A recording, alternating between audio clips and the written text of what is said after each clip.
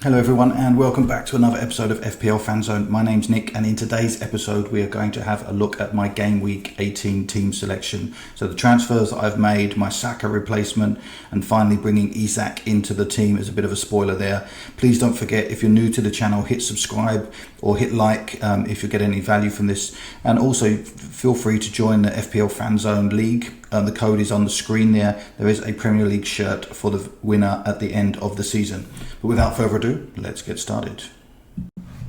So this is my team going into game week 18, and I had 2 free transfers and 0.3 million in the bank. I had Flecken in goal away to Brighton, Timber and Gabriel at home to Ipswich, and then Hall away to Aston Villa. In my midfield, I have Palmer at home to Fulham. I had Saka at home to Ipswich, and of course he's now red flagged and he's going to be out for several weeks, so certainly one that will need to be changed. And then I've got Salah as captain. I'm not making that mistake again this season. I think it's 10 double-digit hauls in the first 17 games.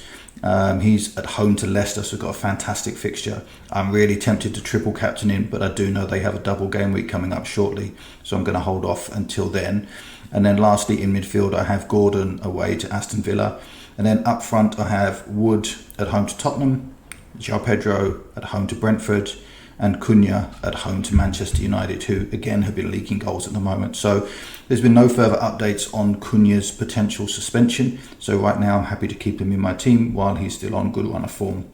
Then on my bench, I've got Pickford away to Man City. Now they've been phenomenal as a defence at the moment, with clean sheets against Arsenal and Chelsea in the last 2, and actually 5 clean sheets in the last 6. So I am really tempted to play him instead of Flecken.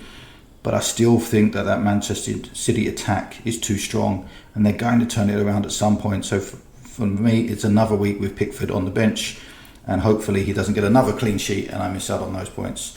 And then following out the rest of my subs, I have Rodgers away to Newcastle, Kirkes at home to Crystal Palace, and then Aina at home to Tottenham. So obviously 2 free transfers, 0.3 million in the bank. Let's see what the moves that I made earlier in the week. So first up, with the news that Saka was now out for multiple weeks and red flagged in the game, I moved him out earlier in the game week to avoid the price drop. And I also brought in Ismaila Sarr. So he was one of the cheaper options, which helped me to free up some funds for my other move that I used. So Ismaila Sarr, 5.8 million, has already risen in price this week, which I caught, which is nice.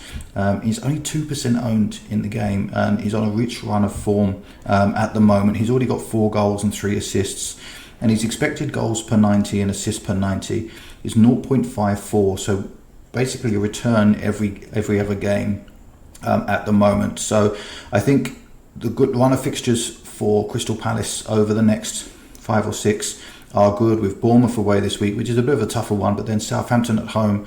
I'll rotate him out for the Chelsea game and then back for Leicester, West Ham and Brentford, which look like another good run of fixtures, and then obviously look to free up the funds again when Saka is back. But right now he looks like a bit of a differential. He's on a rich run of form, he's got good fixtures. So for me, he's into the team as my replacement for Saka, which of course freed up a lot of money. But let me know in the comments below, who did you bring in as your Saka replacement? Did you go someone like Bruno, Maddison? Did you pick up Diaz or Gakpo from Liverpool? Let me know in the comments below who you brought up. And do you agree with me? Do you think Ismaila Sarr was the right option to pick for these upcoming fixtures? Now, part of the reason for me bringing in Ismaila Sarr rather than one of the more premium midfielders was that I wanted to get Isak in my team, and moving to someone like a Maddison or Bruno Fernandes, I couldn't afford to upgrade one of my forwards to Alexander Isak, who is the man in form at the moment. Another hat-trick at the weekend, 10 goals, 4 assists so far, and an expected goal involvement of 0.8 or 0.79 at the moment per game, so almost a goal involvement every game.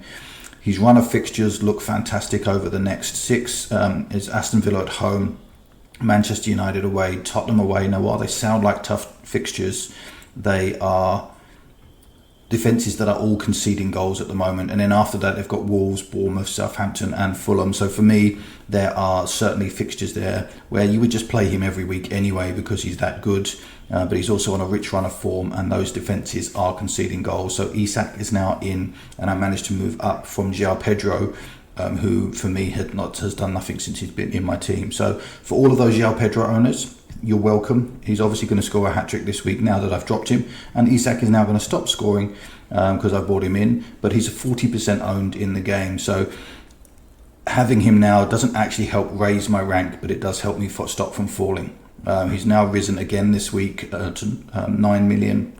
I got him in at 8.9, so I caught the 0.1 rise. But over the last couple of weeks, he's risen and kept rising on price. I finally managed to get him into the team. So yeah, let's look, and hopefully he can continue scoring goals for me as he has done for everyone else. So this is how my team now lines up with the changes made. I have no free transfers, 1.7 million in the bank, which obviously gives me a bit of options moving forward. But I'm really happy with how the team looks right now. I've got Flecken in goal, Timber, Hall and Gabriel in defence. And then in that midfield, I've got Palmer, Salah, Sarr and Gordon, all with good fixtures this week. But Salah is the absolute easy choice for the captain with Leicester at home. And then up front, I've got Chris Wood, Isak and Cunha. And then on the bench, I've got Pickford, Rodgers, Kirkes and Aina.